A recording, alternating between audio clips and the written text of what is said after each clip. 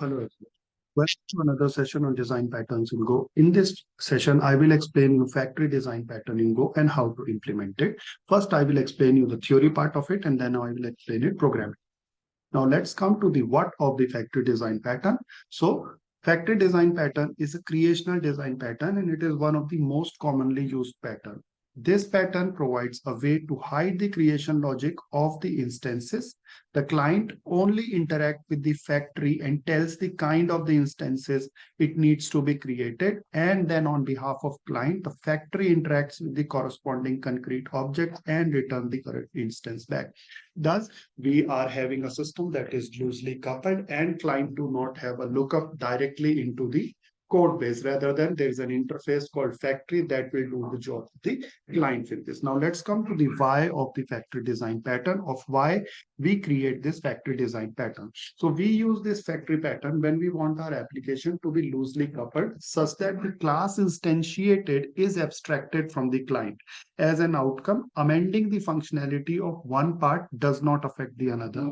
Say, for example, I have an app that currently connects to SQL Server, and I want to change the connection from SQL Server to Oracle now. Now, if we use the factory pattern here, then we do not need to make any change to the client side code because client is actually interacting with the factory. It's not interacting directly with my code or with my app code. So everything related to the Oracle changes will be the part of the app code, and client will only rely on calling the methods that it was calling previously.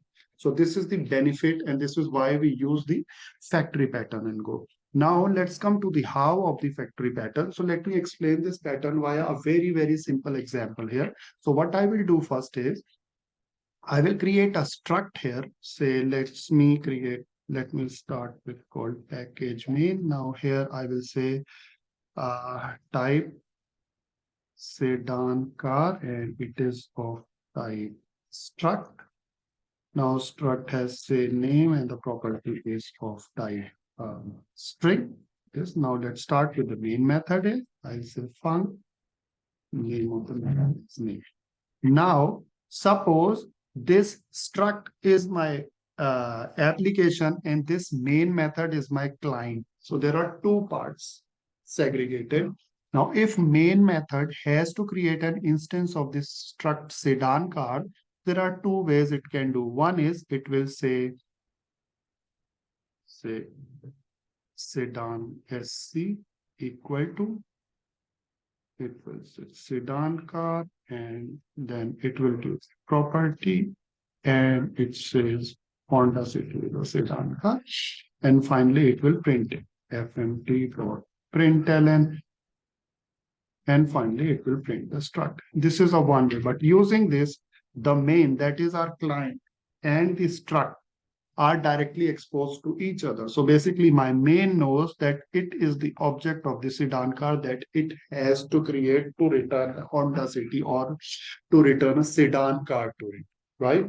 Now what if I abstract this logic from my client and write a function in the form of an interface in between? I'll say function. Now my function name is say get car, and instead of creating this instance here, this is creating the instance.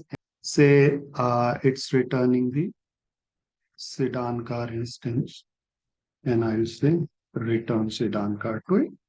And here, instead of this, I will just say sedan car here. Now, this is a very simple example of a factory pattern. Say this is app code, this is client, and this is factory. So basically, to create an instance, my client is calling a method get car, and now this get car is actually creating the instance of my code. So client does not know that this instance actually exists. So it is just calling the function of the factory, and the output is being presented to the client. Very simple example of the factory pattern in code. Now let me write down this program using interfaces and struct and a bit of a complex. So for saving time, I have copied over the program here for you. Now let's start with what I have done to implement the factory pattern here is I have implemented a type of interface. The interface name is car and it is a method that contains get car. Now why I have created an instance or why I have taken car as an interface, because using interface as a property in Golang that it can accept any type and value on runtime. Now car can be of two type, either it can be sedan or it can be of an hatchback type. So I have created two structs here. One struct is the sedan type struct. The other struct is the hatchback type struct. Now I have implemented this interface car on both of these struct. How I have implemented, you see, in the sedan type, I have implemented the get car method and the output is or the return type is string.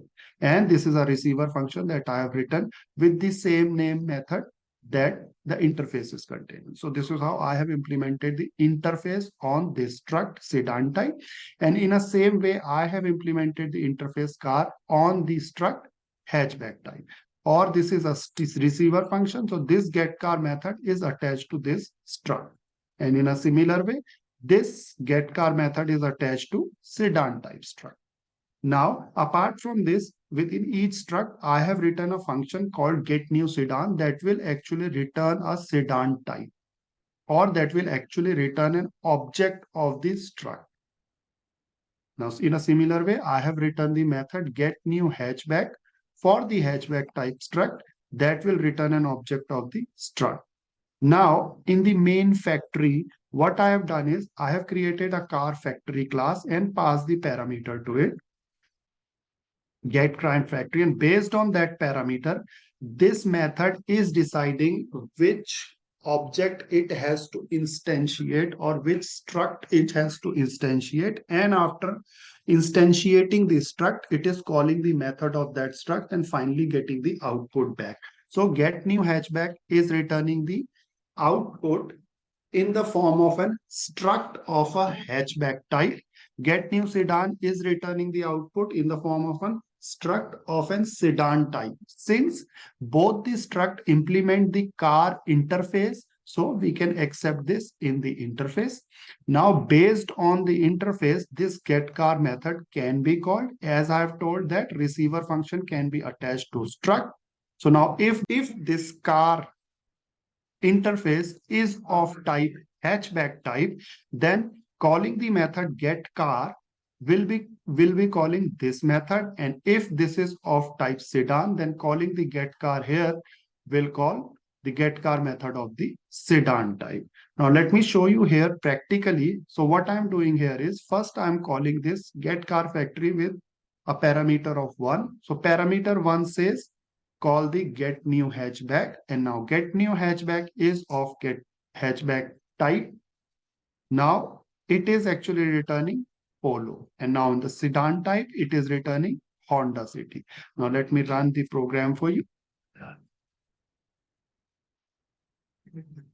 Okay, so you see, in the same way of how I have called it, it has instantiated the class and it has returned the output to me.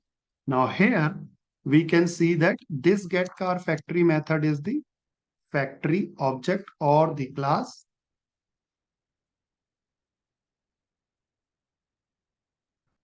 This main method is the serves as a client, and apart from that, everything related to this serves as my app that contains the actual logic. Now, calling the factory method, client does not know anything about what actual objects are being instantiated behind the scene. Client only knows that, okay, this is the parameter that I have to pass to make this thing work. That is all. So this is all about the factory class and the object. So the program related to this factory class or whatever I have shown will be present in my GitHub repository. That's the part of the description. You can see that link in the description part of it. Please do like, subscribe, and comment if you really like my videos. Thank you very much.